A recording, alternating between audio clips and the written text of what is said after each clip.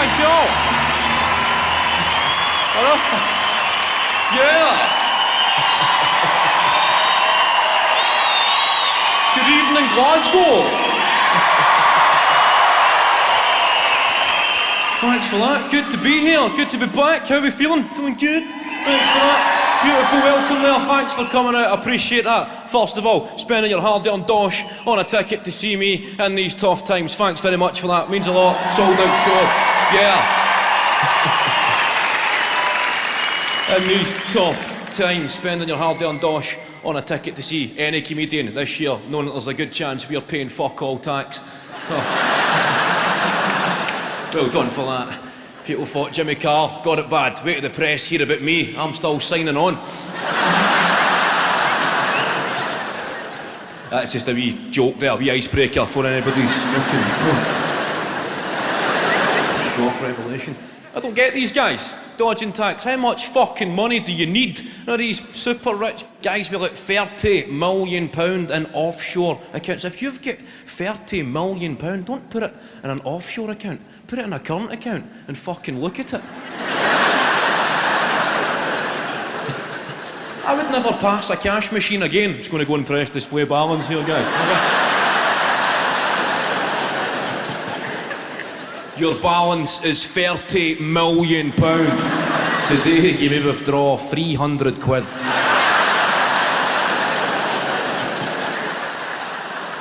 A double dip recession, that's what we're calling it, that's what we're in, double dip. I don't even know what that means, that used to be a good thing, double dip. Since when was that a negative? These fucking bankers have ruined dib-dabs. I used to think of orange and cherry sherbet with a swizzle stick. Then you think of government cuts. I don't fully understand it. I read last week America, they're in $16 trillion of debt. That is fucking unacceptable, isn't it? How the fuck do you get into $16 trillion? Surely somebody at the IMF's got to get on the phone. Look, you fucking got till Friday. Trying to make us look like pricks here. 16 trillion. America, skin. Europe or skin. I hope Africa have got some good rock bands, because we need a concert.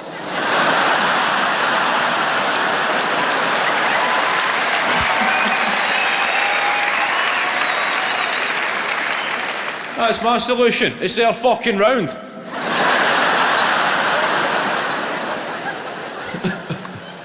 I can show some appeal videos. This is Gordon and Diane from Bishop Briggs.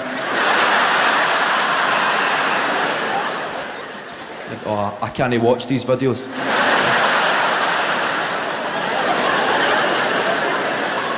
Why do they always show you this stuff when you're having your tea? Do you notice that?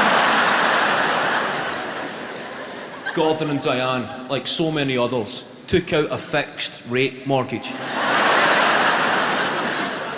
Everybody's going off.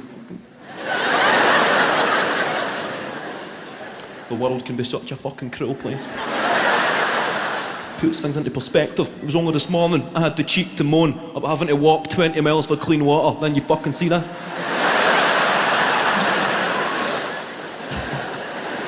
Every time I click my fingers, a newly married couple from Dumfries have a credit card application rejected.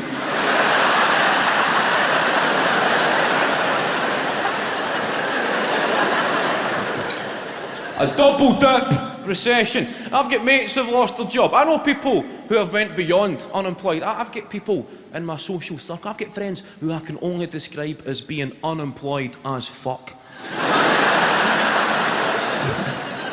I know that's not fully utilising the English language, but that's what's being created these days. People who have just been forgotten about, people who are unemployed as fuck. They've just been forced to embrace the rut they're in. They're sat at home, they've got their routines, home's under the hammer, then it's man versus food. They're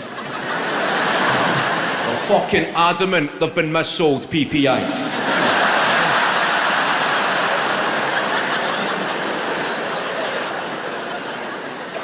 Every 15 minutes you see that advert on the phone, where's my fucking PPI then? I don't know what it stands for, but I would like it back. I need that money so I can adopt a snow leopard. I feel for them. It must be tough. Under the coalition government, I love their proposals for the job crisis. David Cameron and their guys, the work experience programmes, creating jobs for people, just like normal jobs. The only difference being you don't get paid. If you're unemployed, you get to work, but you don't get any wages, but it's to boost your self-esteem. That's how fucking condescending. That's what people need. Last Friday of the month, I'm going to go and check and see if my self-esteem's in.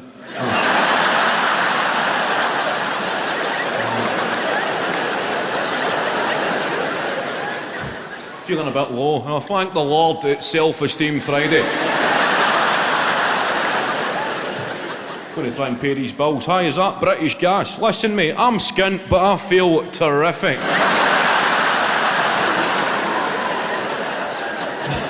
I'm wondering, are you prepared to accept self-esteem? Or maybe I can go on Skype and just smile at you. How's that?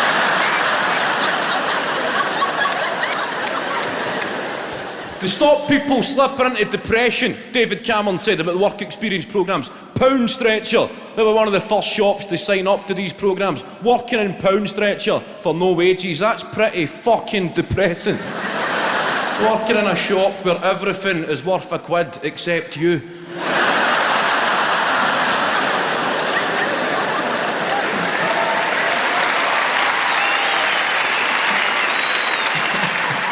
It's about as depressing as it gets. And I know, you look at these guys, now what the fuck would David Cameron know about being unemployed? Now, he's never been unemployed as fuck. David Cameron's never woke up at 3 o'clock in the afternoon.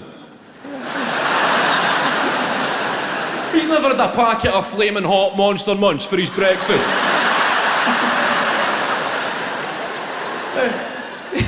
David Cameron's never known that feeling of waking up at 3 in the afternoon and your only goal for the day is to try and piss a skid mark off the inside of your toilet.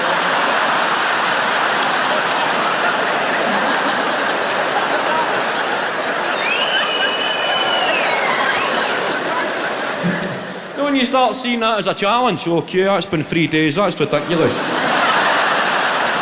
I could use the brush, but that's admitting defeat. I'm going to get a glass of water, I'm going to fucking reload here. I'll be 2 minutes, just try to get a hard on, get a bit of pressure on this.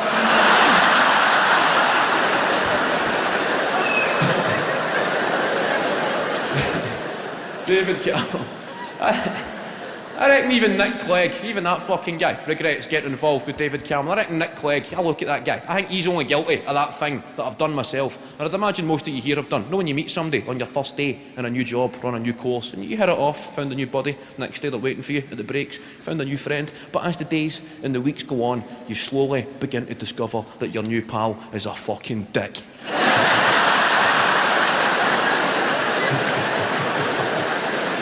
And everybody else knows the guy's a bell end, but it's too late for you. You've committed, and you're now known as the bell end's pal.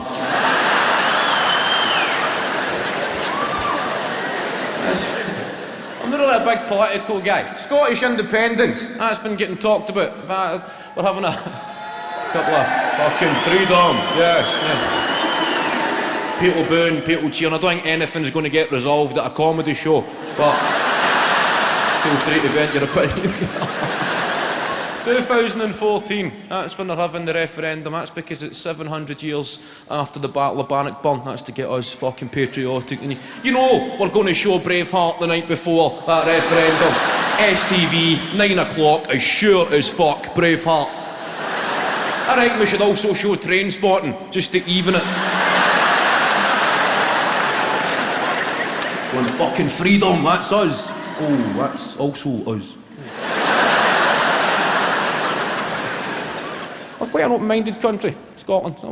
I've seen something quite refreshing. We had an anti-immigration demo. I'd seen this in the paper in Irvine. That's where they had an anti-immigration demo in Irvine, a place that has got fuck all and nobody would move to. That's where they had the anti-immigration demo. And it was quite refreshing that only 18 people showed up. I read that in the paper. There'll be a bigger turnout if the wave machine broke in the Magnum Centre. That would have been a turnout. That would have been a demo. There'd have been fucking animosity if that. I fucking brought the wee man down. And the wave machine's not working. Go and finish your slush puppy, son. Daddy's going to speak to the man.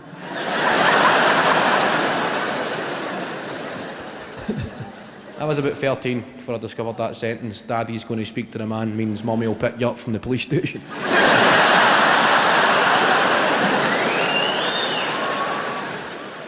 I don't really have an opinion on Scottish independence. I suppose I'm in the fuck it'll be a laugh camp.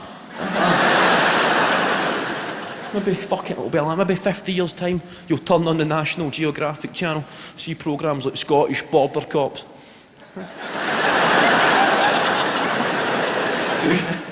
Two guys in the airport interrogating some poor guy for fucking Leamington Spa.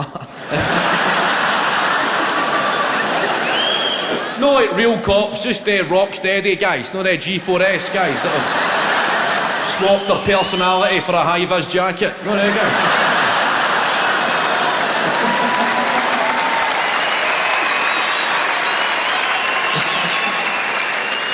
I would watch that. Scottish Border Cops going through the guy's bag. And what's this? It's a banana. Why, are those illegal? I never said they were illegal, pal, but we don't fucking like them. Have we got any English in? Woo! Just one person there. I don't think we're anti-English, Scotland is.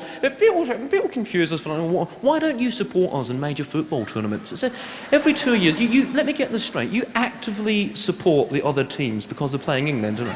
That's pretty much it, mate.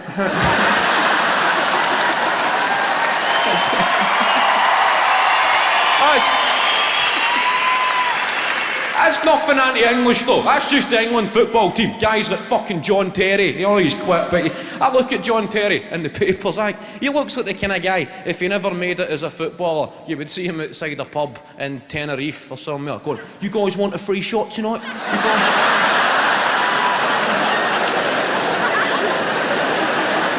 What's the plan tonight, lads? Coming down to Bull's Head for a free sambuca? Come on down. You love it, mate. Loads of girls, free shots. Come on down. Just say Jono sent you, big JT. Fucking free shot, mate. Scottish football, we're going through an interesting period there. Feel the fucking division in the camp there. I only said Scottish football. People going, just you fucking tread carefully, pal.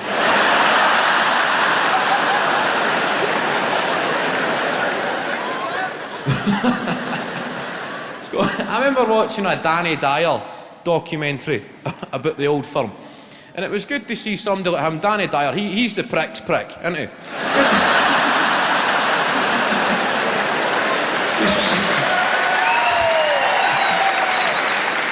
It's good to see him. No, some nights you just flick through the channels and you see he's on Britain's Most Deadliest Men, him talking to some big wall puncher.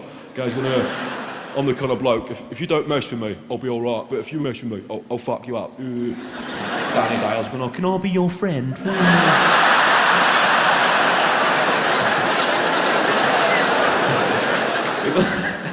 He done a special on football rivalries, and he was outside Ibrox in the morning of an Old Firm game, and he's talking to the camera. This guy made me laugh. He's going Celtic and the Catholics, and Rangers and the Protestants. I'm outside the stadium on Old Firm Day, one of football's most deadliest rivalries. I'm here, outside the stadium, on match day, and I'm not afraid to say, I am fucking shaking. There's people walking behind him, just waving at the camera, going...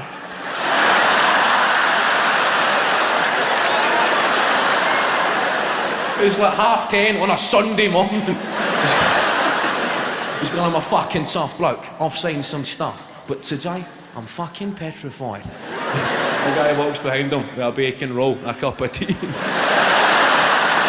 shouts, come on, Rangers. He's going, it's fucking kicked off now.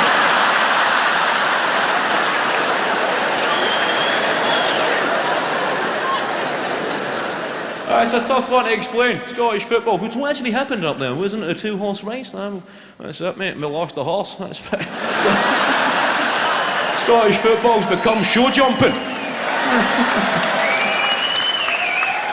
I don't know how they feel, and I know we're fucking getting a wee bit, tense in there, but I had to laugh at it. Rangers Football Club, they owed a lot of fucking people money. I read a list of everybody that was owed money, and it just got fucking surreal. They owed like 60 quid was owed to a local newsagent, right? These small sums that made it mental. About 60 quid to a local taxi firm. And then the one that made me chuckle, it said £40 was owed to a local Glasgow face painting company. And I had to read it a few times. Does that say face painting company? How the fuck did it... 40 quid to a face painting company. And the newspaper article never explained why. There was no backup information, just left that there. As if that's a common footballing expense. A face painting company. The club have been in financial meltdown and there's some guy running about the boardroom kidding on he's a fucking tiger.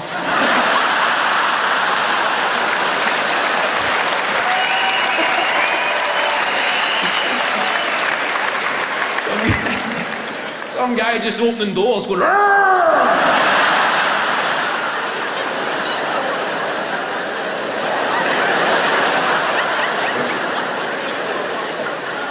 What's going on? I dare you to do the chairman, I fucking will do the chairman, I fucking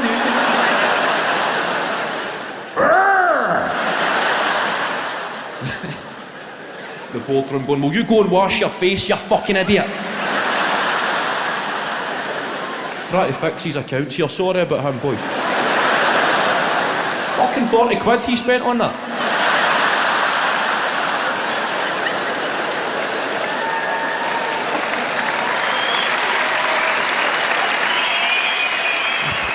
Ah, 40 quid, aye, but it's a fucking cracker. Do you see his whiskers? I've never understood that, the religious divide. I've never understood that. One side shouting, fuck the Pope, the other side shouting, God bless the Pope. I don't think the Pope gives a fuck about the SPL. I think the Pope's a Bundesliga man.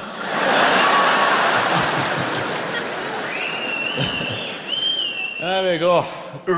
Halloween's coming up. I think that's quite a hallucinogenic experience, Halloween, in this city. Any UK city, because we don't really, in Scotland and England, we don't really have a laid-back festival, carnival culture. No, everybody gets dressed up, but there's still violence in the streets. I've walked in Sauchiehall Street on Halloween, and I thought I was on something. Everybody's dressed up, but emotions still run high. There's by no means in high spirits. There's Teenage Mutant Ninja Turtles kicking fuck out of SpongeBob SquarePants. Dorothy for the Wizard of Oz, she's eating chips and cheese, shouting, Barry, fucking leave him!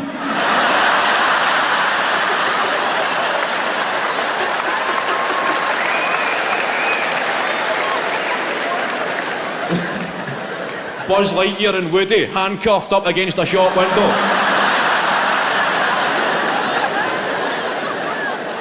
Watch us, Buzz. You're my favourite deputy.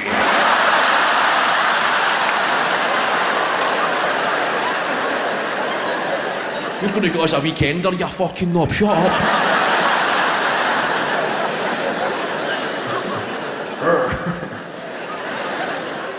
Big summer of sport we did have. We had the Olympics. Don't know if we enjoyed that. The Olympics, yeah.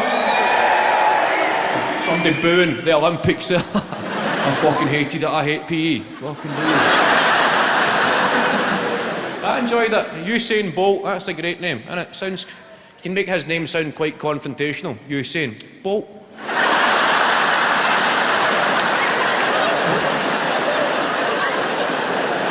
That's his middle name. A tut. Usain Bolt. The Olympics, I enjoyed the Olympics and the Paralympics. I enjoyed the whole thing. I thought it was pretty good.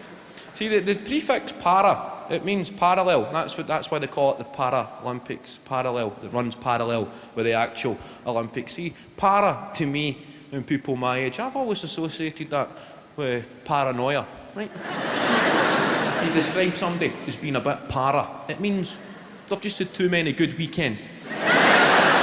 And their brain has just said, fuck this, I'm out of here.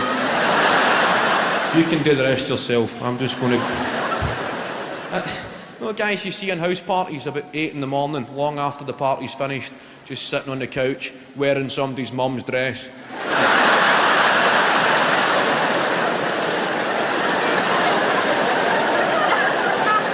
Both their eyebrows missing. That's something you would say, he looks a bit para. So I laughed this year. I seen Paralympics. Well, how fucking good would that be?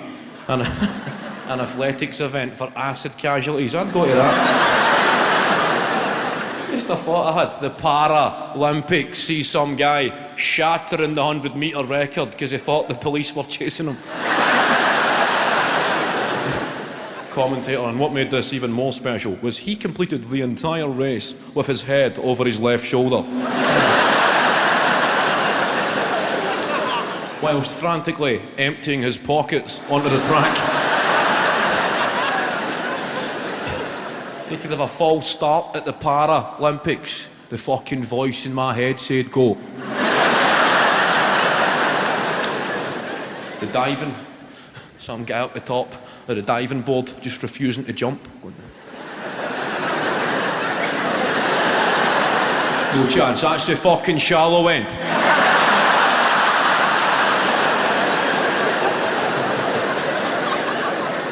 How about you, big guy? Do you play any sports? Guy with the biceps there? Yeah.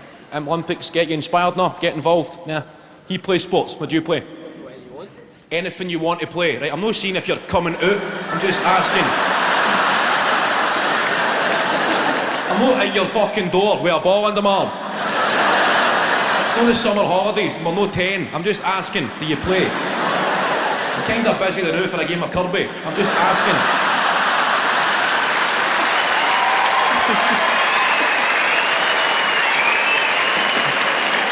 Anything you want to play, that's pushing then. We'll just play the computer. What's that in? Do you play computer games? No, you don't play. I gave up on them. I played COD. That's what my wee cousin said. Oh, you need to get COD. Call of Duty. I'll explain that to anybody over 40. It's the biggest selling computer game of all time. It's Call of Duty. The kids call it COD. I'll just explain that in case you ever get invited over for a game of COD and you show up with the wrong fucking stuff. Walk into your nephew's living room, start fucking slapping people.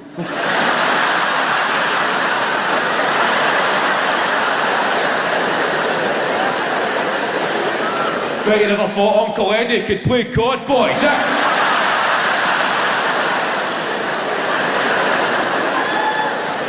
I was Old West of Scotland semi-finalist in the 80s at COD. Fucking love it. Still got it. After I go play smoked haddock. Same rules, different fish. That is fucking minging Uncle Eddie. Sorry about him, boys, he's a fucking fanny. I was always the PlayStation generation growing up. I was always terrified. You play COD these days, it's too real. It's a war game. You control this guy in a war zone, it's high definition graphics, there's a storyline. See, I'm used to the old days. You played a computer game and your guy would die.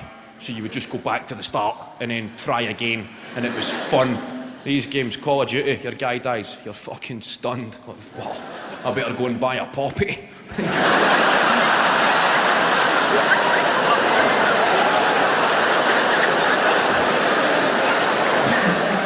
You start to feel guilt, I better go and lay a wreath for this guy.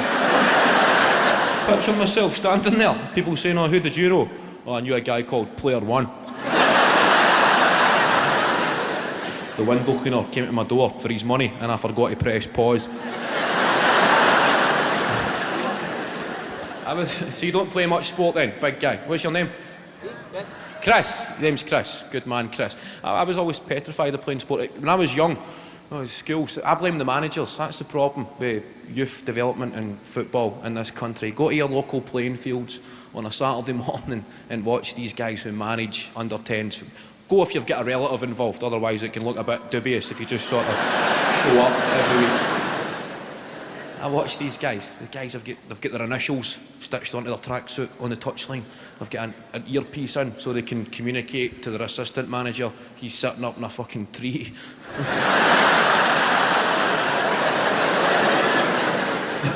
They've got a pair of Adidas Sambas on, football socks pulled up, pair of nice tight shorts, nice 80s style. They're just screaming abuse. That's what put me on. Terrifying. These guys just going, Jamie, came inside just screaming demoralising abuse at 9-year-olds. Come inside, son. Jamie, none of that fancy stuff. Ah, fuck you, Jamie. That's why your mum's an alky, you wee prick.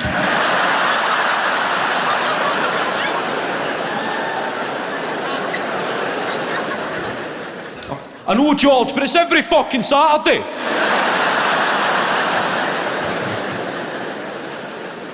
Thanks, summer sport. Do you go on any holidays this summer, Chris? You're going next week? Where are you going? Going to Florida? Good man, they don't understand a fucking word I say. I went over to America. I done a gig in America. And after the gig, a guy said to me, hey buddy, are you actually Scottish? And I said, yes. And a bit of your soul dies when you say yes. You're used to saying aye. Now you feel your brain giving you a wanker sign.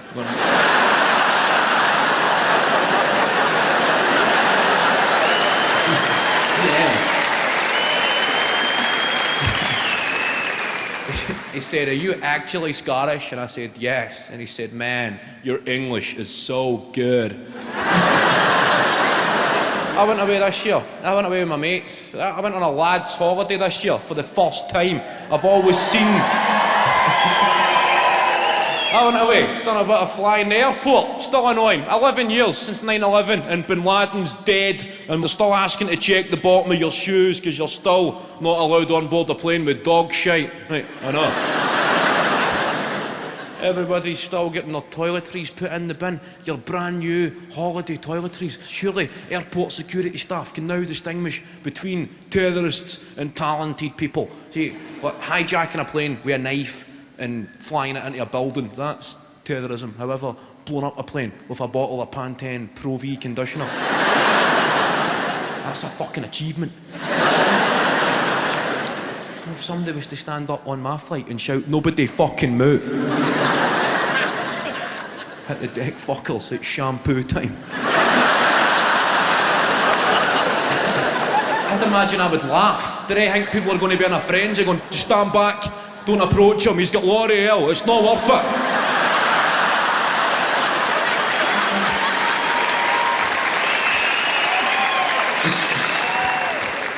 I went on holiday, and you see it from a different perspective when you go on holiday with your friends for the first time. I've always seen them in action, but when you actually go on one, a boys' or a girls' holiday, the holiday starts months in advance. The day you go and book the holiday, that's a wee holiday in itself. Saturday morning, get a couple of cans, let's get fucking steaming, go and book this. You don't just send a couple of representatives, about 18 of you go to the travel agent. Fucking boot the door off the hinges. Get us to fuck. The deal in the window, times 18.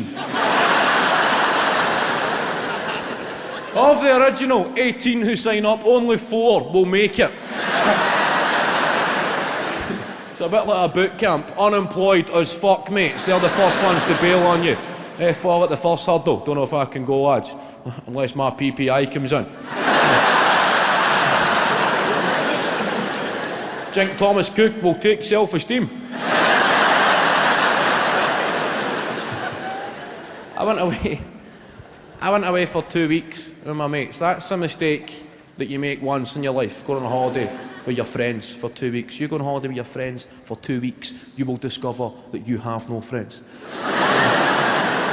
The second week, you start to feel feelings of overwhelming anger. You don't even know why you're furious. Inhuman levels of fucking rage.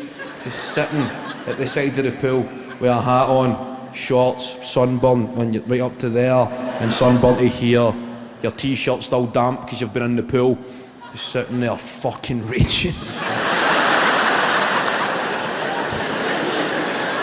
See that fucking prick?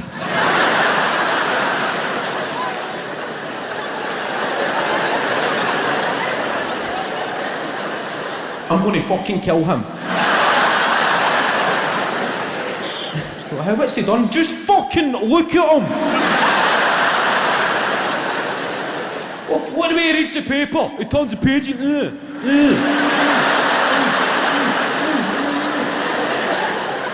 he fucking knows it annoys me.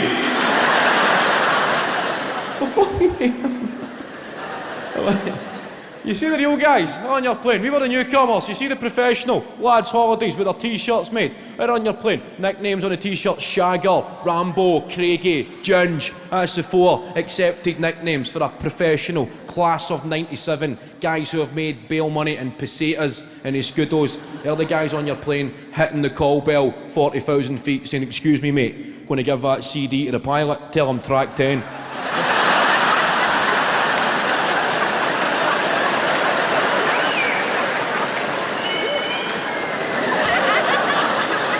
No, when you're that drunk, it's only your finger that can move.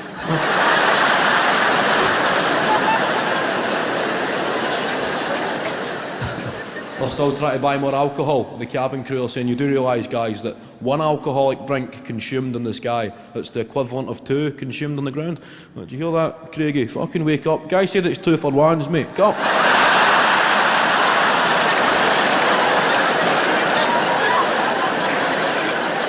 Get up, you pricks. Happy hour.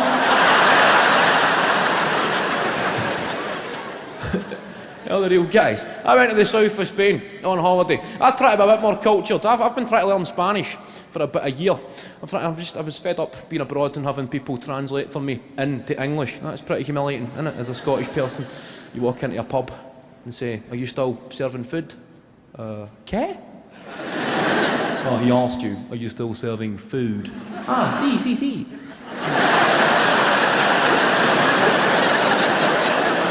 And the guy swans away as if he's fucking bilingual. That's what I said.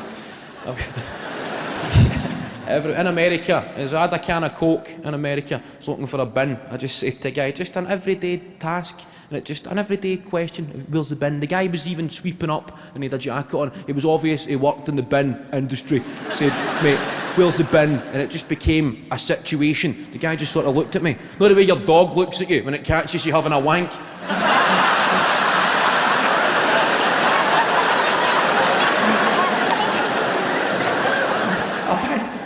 A bin? There's only 3 letters in 1 syllable. How many variations in the word bin can be offered? A bin. I've got to a stage, I speak in Spanish. We got any Spanish people in? Just one guy at the back. What about a Spain are you from, mate? Fucking Provenmal. Yes. I've got to a stage, I can say things in Spanish that Spanish people can already say in English. That's where I'm at.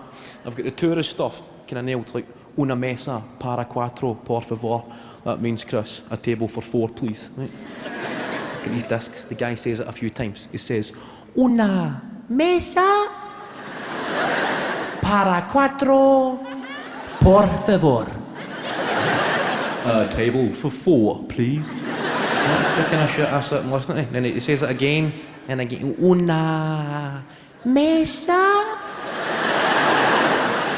para 4, por favor. A table for 4, please. And they say it again. They actually say it that many times, I started drifting off and imagining if anybody's ever been found fucking dead listening to these, just suicide note wrote in broken Spanish. It all got to muchas. Una mesa para 4, por favor. A table for 4, please. That was only a bit I took in. That's crucial knowledge, because I know that when me and 3 associates walk into a restaurant in Spain, I can tell the head waiter is looking at us and thinking, well, I wonder what the fuck these guys want.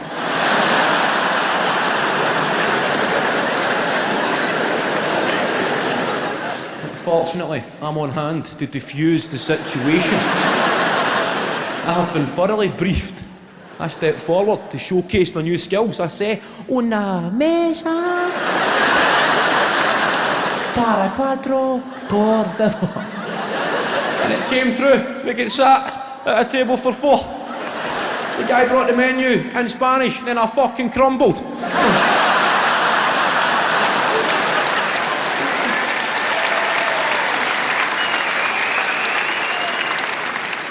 Are 3, they're losing their minds, going, what the fuck's a hamburger essa?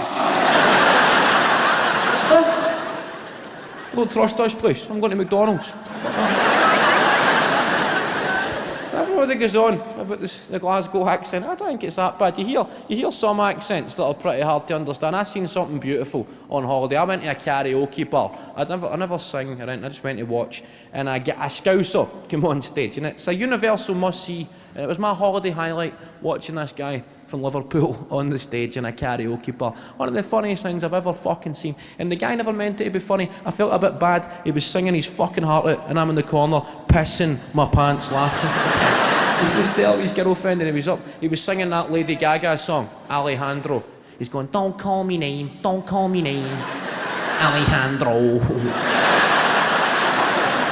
I'm not your babe, Fernando.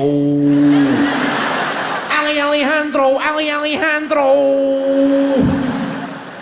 And I'm sitting there going, this guy does not even know how fucking good this is to watch as an outsider.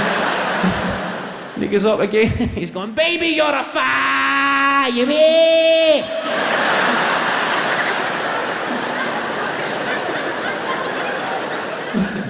The whole pub's in the car park thinking the fire alarm's going off. I get asked last week what kind of music do you like, Kev? I don't know. I don't have a fucking clue. What kind of music? Modern stuff just sounds the same to me. Just everything's just all that R&B stuff we like these days, isn't it? In the club, all that sort of stuff. Everybody in the club. Same way every song sounds to me. In the club. They just speak in a language I don't get. Everybody gonna shuffle on down in the club. We're getting freaky in the club. I'm feeling sexy in the club. DJ spinning my song in the club. Everything happens in this club with these pricks, innit? In the club. We ain't gonna stop till it's time to start again. In the club.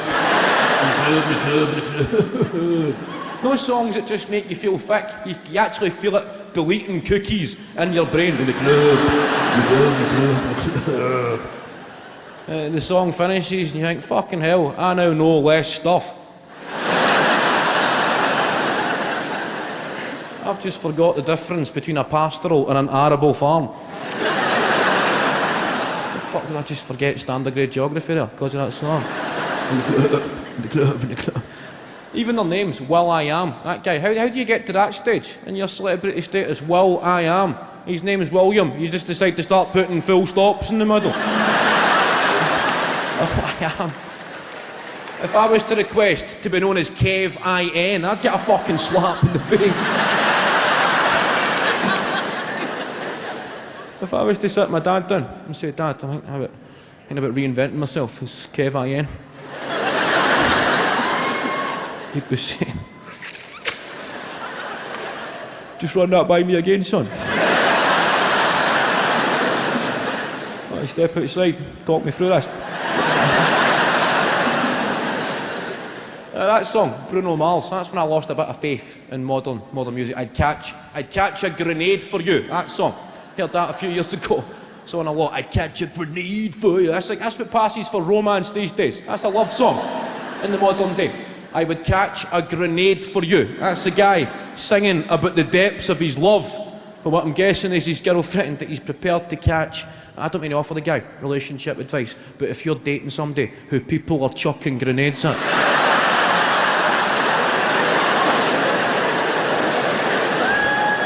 that's your first fucking problem, right there. Whoa. Is that an ex of yours? Fucking hell. Where does he plan on taking her? A romantic stroll down the Helmand province? Come on. I'll fucking catch them. Come on.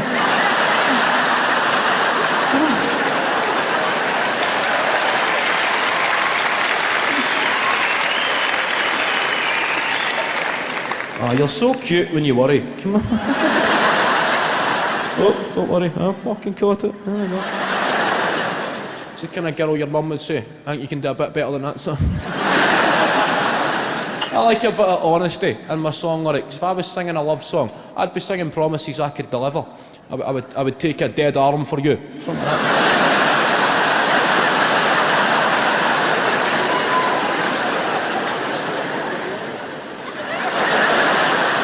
I'd listen to that. I'd take a D-Day for you.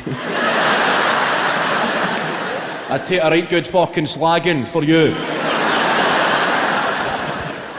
We like a celebrity these days. We like that, a bit of celebrity culture. I'm the same. I watch these fucking chat shows with all these plant pots like Nicole Scherzinger and Nicki Minaj and Madonna and all these people just... I've been on chat shows with these fucking types. None of them go and just that, yeah, and that's self-absorbed. I would love to host a chat show. I've been thinking about this. I'd love to host a chat show.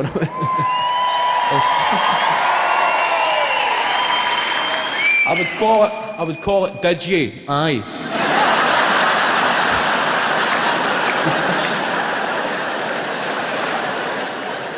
Because that is the only thing I think when I watch these people, that self-absorbed, just lack of humility when they start whinging, you know, man, after the incident, which I'm not prepared to talk about, I guess I disappeared into a bad place. You know, I went to a dark place and I didn't even know myself anymore. I was pretty low. I looked in the mirror and I didn't even know who that guy was anymore, man. That was a tough time for me. But I realized now that I had to go to that place to survive. And I had to go to that place and survive to get to this place. You know, man? I had to go there to get here. Oh, did you?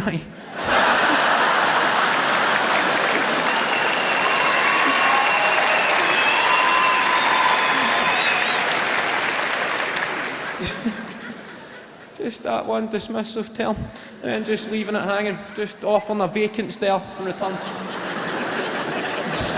Told the studio audience the tension's unbearable, occasionally breaking the stare to give the crowd the "who's this prick" look. But yeah, there's so many different me's. You know, there's happy me, angry me, and you do not want to see angry me. And I guess I was becoming this new me that you guys in the media had created. And you know, I get tired. Oh, did you? Aye.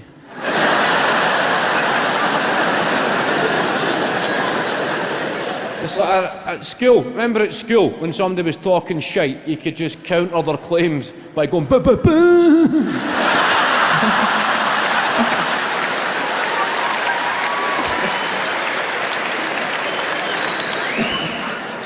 That's how I feel when I watch a celebrity chat. Did you? Aye. Some aspects of school life should have continued long into adulthood. That's number one on the list. When somebody's talking fucking nonsense, that should remain a valid retort. It made me laugh at 10, makes me laugh at 25. I'll laugh at that when I'm in my 80s. I'll be in a nursing home. There'll be some care worker saying, "Mr. Bridges, I hope you know your grandchildren, they're so excited to come and visit you on Sunday. Isn't that nice? They can't wait to come and see you. They're so excited to come and spend the whole day with you." And I'll be going, "Bah, bah, bah."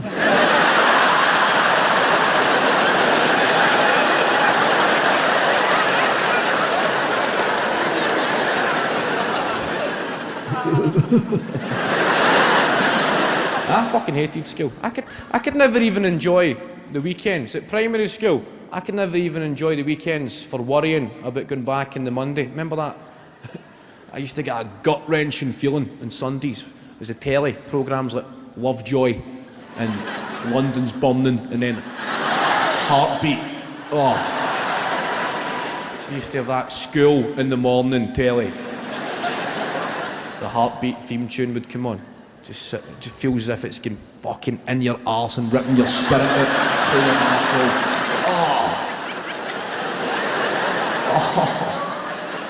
Oh, that's my spirit leaving my arse again. Oh.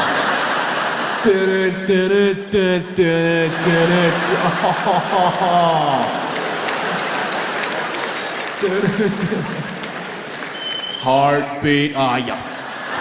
Why do you fucking school in the fucking morning?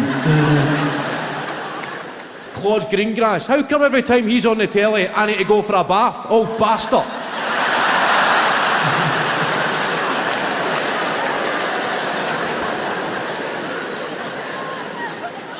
I enjoyed high school. Used to do that. Used to play a bit of truant. I need to call it playing truant because we've got a DVD. Don't want to talk about fucking dogging in case there's English watching it.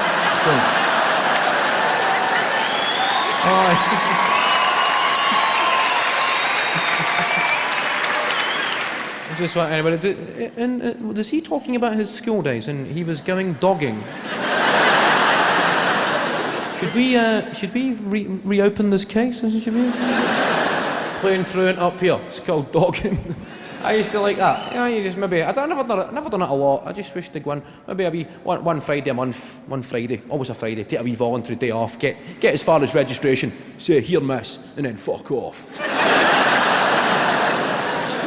Back to somebody's mum and dad's house about 9:30. They'd be at work. Place to ourselves. And we always had a mate who would always show up at these playing truant or dogging sessions. He always used to have pornos on him. That was his thing. He loved pornos. No porn, pornos. And they came in magazine format and VHS format, and then towards the latter stages in DVD format. Everybody liked a bit of porn, but this wee guy was fucking fascinated. Porn was his thing. No, never seen him since school. Wee weirdo, kind of like burning stuff. No, guys. Put a bit of shite on a stick and chase you.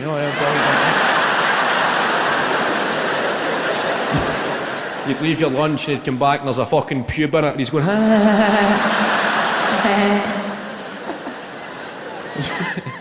There was one day, we were playing truant, full house, and he'd brought along his school bag, he'd be some porn in it, and from the porn bag, he produced a porn DVD, and it was genuinely entitled Anal Pandemonium 5. That's what he called it. That was the title. That title will stick with you your whole life.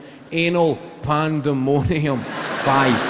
That's, you look at it, thinking, fucking, this is monumental. The first time I've ever seen the DVD cover of Anal Pandemonium 5. I'm like, well, I don't know if this is... I'm just at the Red Shoe Diaries Eurotrack. Am I getting fast-tracked here? But it was unanimous. Only one option for the afternoon's entertainment. Stuck it on the DVD player. None of us had seen the first 4, but we're getting the gist.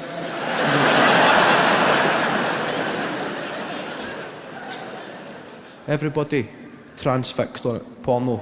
5-10 minutes in, the wee weirdo guy, he got up and he left the sitting area and went upstairs to the bathroom, and upon his return it was noted he was gone too long to be taking a piss, but not long enough to be doing a shite.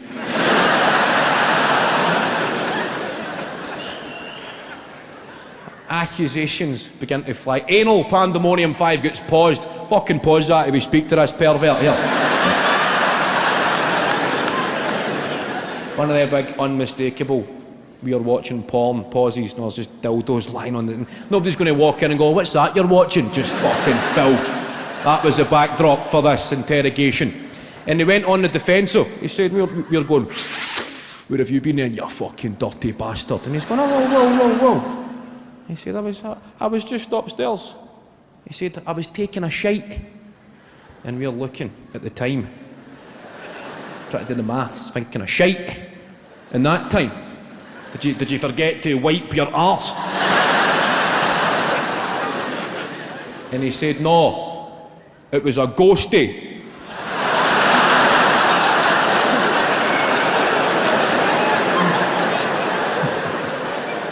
Immediately, we're on the back foot. We never even considered that an option. A ghostie. The perfect shite. Not one sheet of toilet roll required. Not a flush is needed. The environment does not get damaged in the slightest.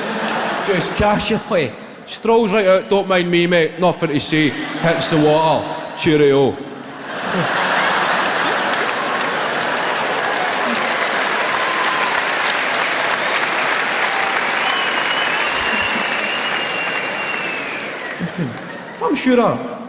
I'm sure I took a shite there.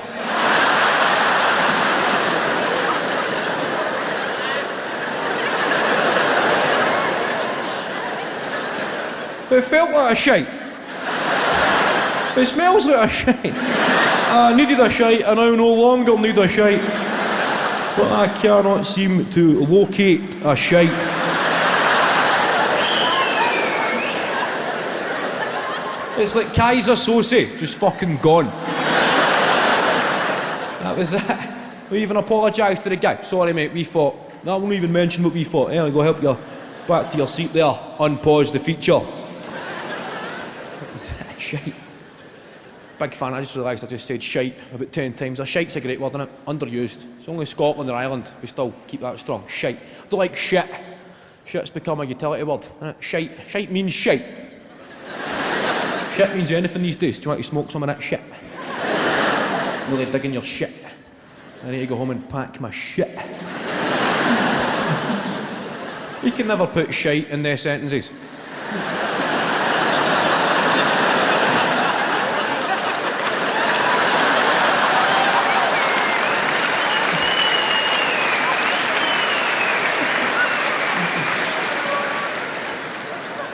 You want to smoke some of that shite?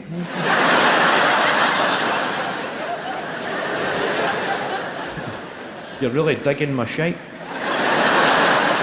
You're going home early to pack your shite. Or poo. That's annoying. Adults that still say poo. Guys, can we stop the car? Really have to go for a poo. How'd you see your ID here? You're over 7 and you want to go for a poo.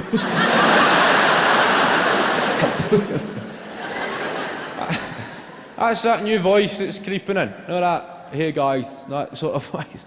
I still live in Glasgow. I moved out of my family home about 8 months ago. I live in the West End and that's the way. I've got that new, you know that new homogenised, like, hey guys, what's your chart? You know that new what's your chart? Yeah, we were out last night for Callum's birthday drinks and yeah.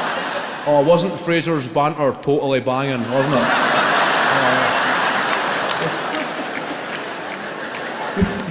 Fraser, it was Callum and Gavin, they're such a double act, aren't they? Their banter was on fire. Top chart, yeah, really top chart, top banter, totally top bants. All I remember was Rebecca bought me a Jaeger bomb and then me and Gavin were planking in Burger King. I woke up this morning, I was actually dying. Top banter, top chart. That's the way they fucking talk. That's the kind of freaks I live beside these days. Top banter.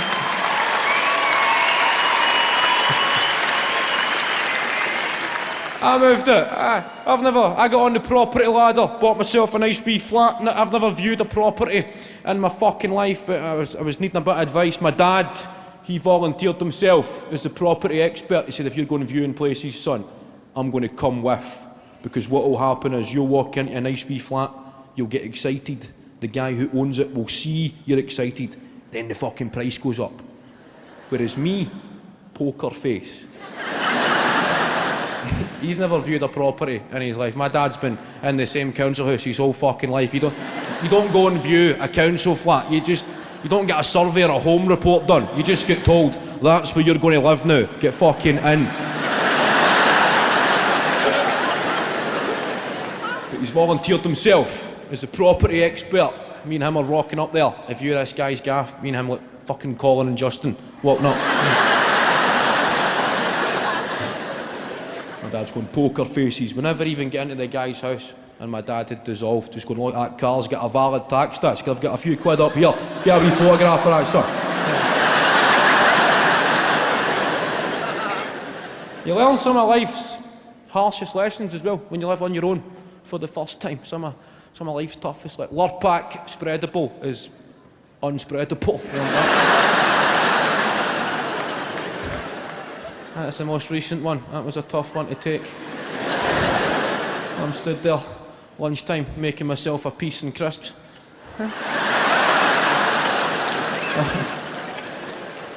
I have been nothing short of meticulous in my preparations. I've decided how many crisps I'm going to put on the sandwich and how many crisps I'm going to keep in the packet as a wee side dish.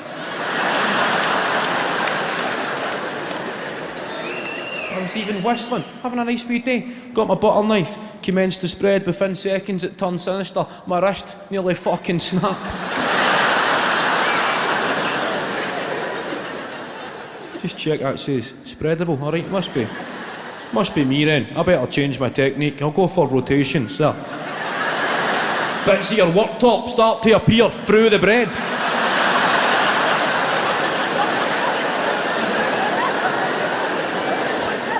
Start to abort the mission. Lunchtime just spent in the garden, eating half a packet of crisps, feeding the birds. There you go, lads. Even the pigeons are going, what the fuck happened to that, mate?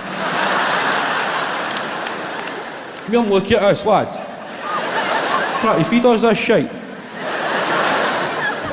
You put that in a fucking shredder, mate. How many more innocent bits of bread must be ripped apart before somebody challenges these bastards? That should be their new advert, Lurpak Spreadable.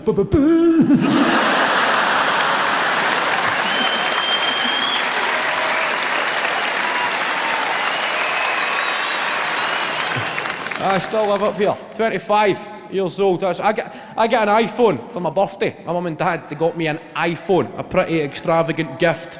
That's what they got me. Sounds like a lovely gesture, but you get iPhones for free. No, all they done was sign me up to a contract.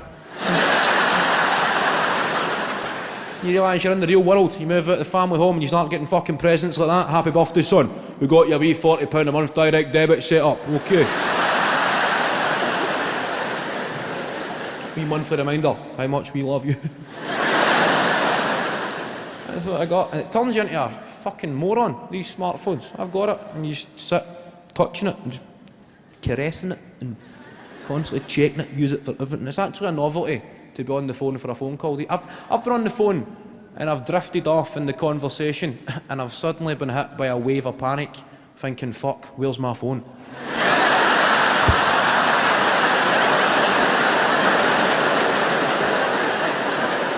I need to go, mate, I've lost my phone. Do you know what I just done there? That's it. I heard a guy answer his phone on a train.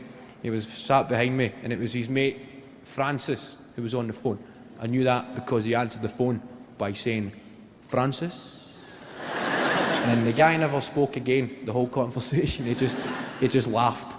And it wasn't like a nice, infectious laugh. It was one of their laughs where the joke clearly has a victim. It's just, you don't know the story, but your sympathies lie with the protagonist. He said, Francis? Right.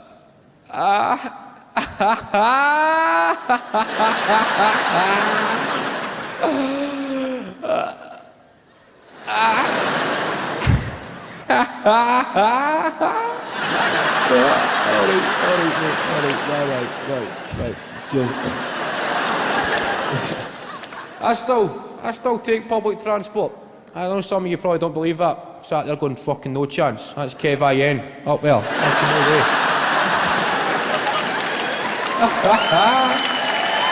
I still take the bus.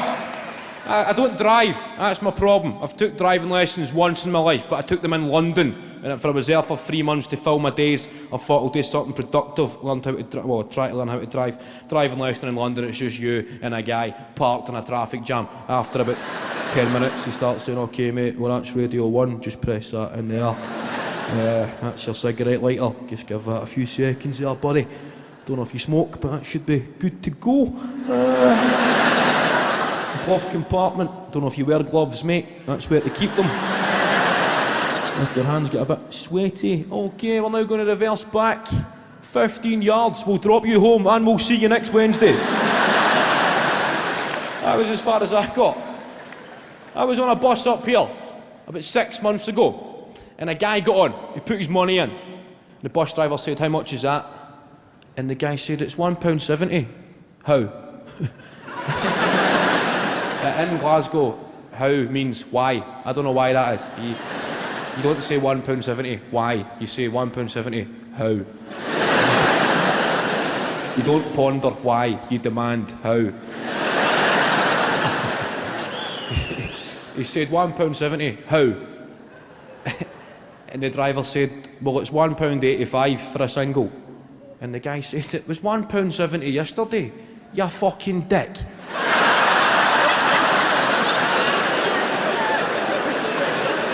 Classic negotiation tactics. But the driver held his nerve and he said, well, it's £1.85 today, you fucking dick. It was good. So on public transport, you see a battle of the wits, like this. And the guy just lost it. He said, £1.85. I don't want to buy the fucking bus.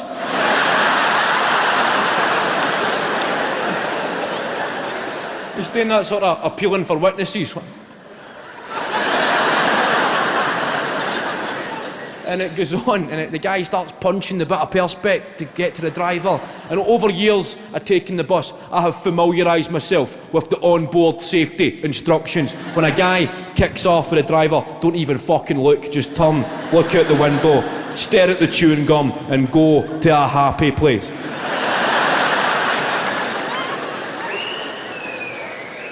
Have a bit of me time.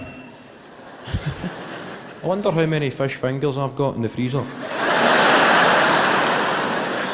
I'm pretty sure I seen there were 3. Like, I need to stop eating odd numbers of fish fingers.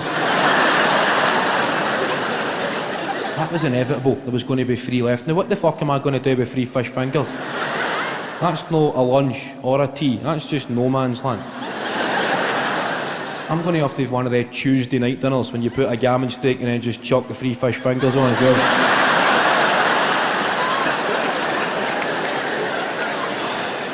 Something in combo. Wherever you go in your happy place, you start to find that you get to know yourself. I looked at the window and there was a stationery shop. I never knew I liked stationery until that minute. I just looked there, I'm going, that's a fucking great deal on rubbers. When was the last time I rubbed something out? I might go in there, buy their rubbers, I might buy a pencil, sharpen it, a nice new pad, nice sharp pencil, write my name, and then just fucking rub it out. By the time I'd come back in for a landing, this situation had been resolved. A good Samaritan had put the extra money in just to get the bus moving, and the guy was on. He'd made it. Everybody's bracing themselves. Where's he going to sit? It's quite a quiet bus. I'm just going, fuck. The guy's on. And it was then I realised that I was sat in the seats that are designed for conversation. You know, the seats that face in opposite directions for people looking for stimulating debate with like-minded folk on the world's big issues. Speaker's corner, that's where I was sat. And the guy, he came in and sat right opposite me. He never recognised me, oblivious to the fact he was sitting opposite KVN. Never fucking... And the boss is pulling away. He's not going to a happy place. He's looking at that stationery shop. I might go in there and buy a pencil, sharpen it and stab him in the eye, the fucking wanker. The boss is going on, and he started talking to me. He said, where are you going, mate? And I said, I'm just going to meet my mate at the cinema. And he said, I've not been to the cinema in fucking ages. Right? And I said, oh, all right. They're struggling for small talk, you need to keep it going. You don't want the guy thinking you're being ignorant. I just said, oh, all right. And he said, do you ever see that movie, Social Network? That's what he asked me. And I said, oh, the movie about Facebook. And he said, correct. As if you survived that fucking round.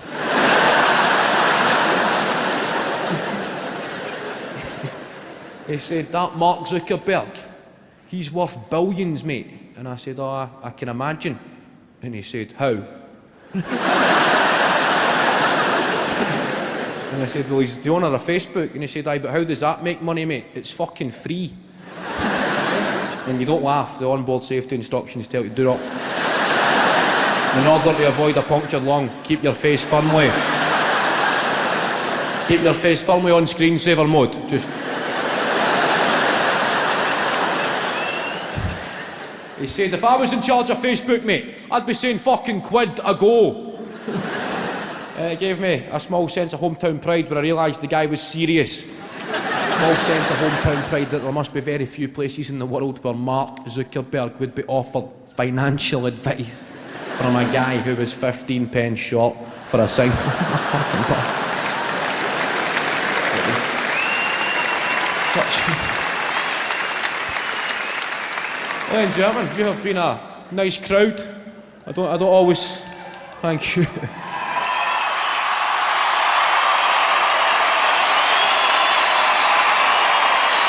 I done a show this year. Don't know if in Arbroath. A wee show in Arbroath. I don't know if it made the papers. A guy, he walked in about 10 seconds late, and I said, "How's it going, sir?" And he looked at me with fucking venom in his eyes. He was just right there.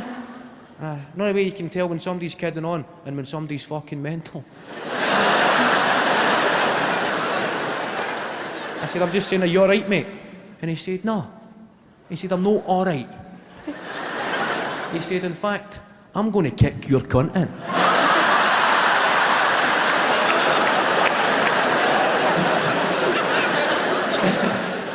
Even in Scotland, any English folk here, that's aggressive. I'm going to kick your... I was a wee bit taken aback, but another guy in the audience leapt to my defence, and I apologise for the language in advance here. I'm only quoting this guy, and it's probably the most beautiful sentence I have ever heard. He said, "Your arse, your fanny, you're going to kick no cunt's cunt in."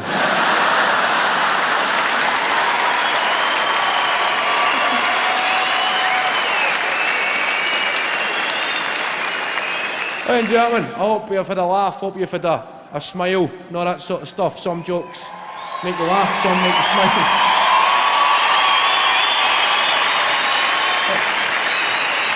Thank you. Try to keep it as funny as possible. Comedy can be tough when you're not funny.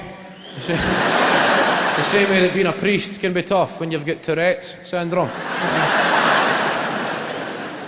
No, you'd be going in the name of the Father, Andrew, smell your maw.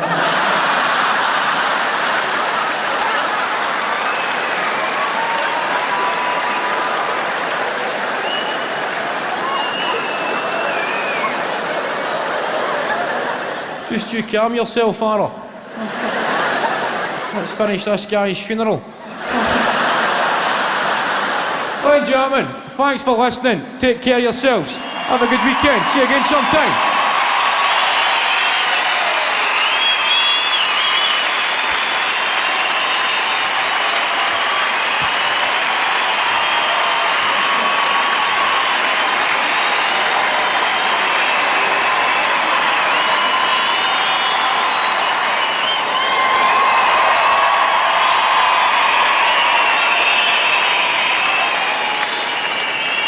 Everybody get fucking back in.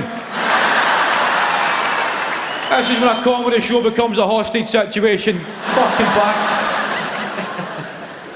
Okay, I'll wait to catch the fucking garage, eh? Wait to, you catch that, didn't you? I don't know where you'd catch me. Wait to fucking bang the tunnel. Yeah. Across the train station. Saturday night. I love watching wee guys arguing with bouncers. I love that on a Saturday night. I seen a wee guy. He was arguing. He had fire in his belly. It was his God-given right to be on the premises that evening. And the bouncer was saying, "I need to see ID." And the wee guy said, "I've showed you ID before." And the bouncer said, "When? When did you show me ID?" And the wee guy just lost it. And he said, "When did I, didn't he?"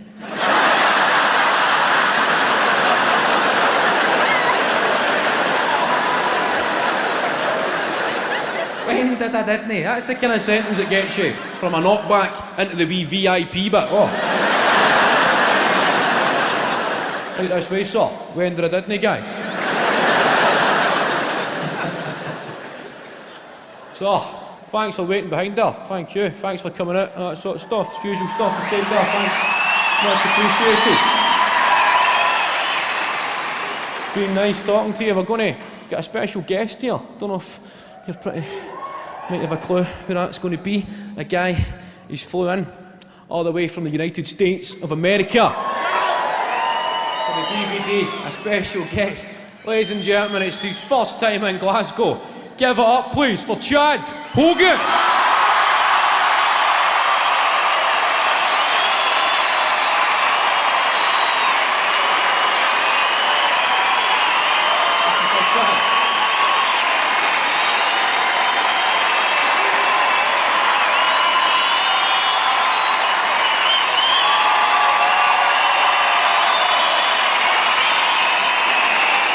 Good evening, Glasgow.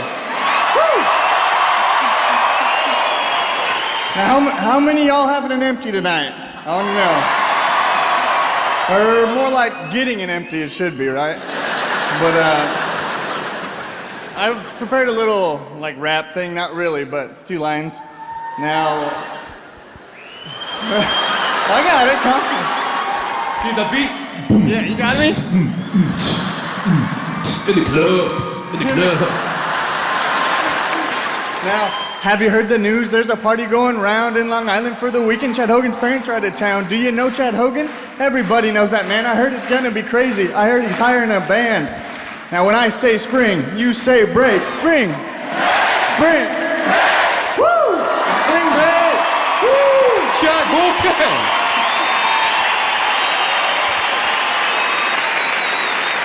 What a fucking guy. Ladies and gentlemen, take care of yourselves. Thanks for coming out. See you next time.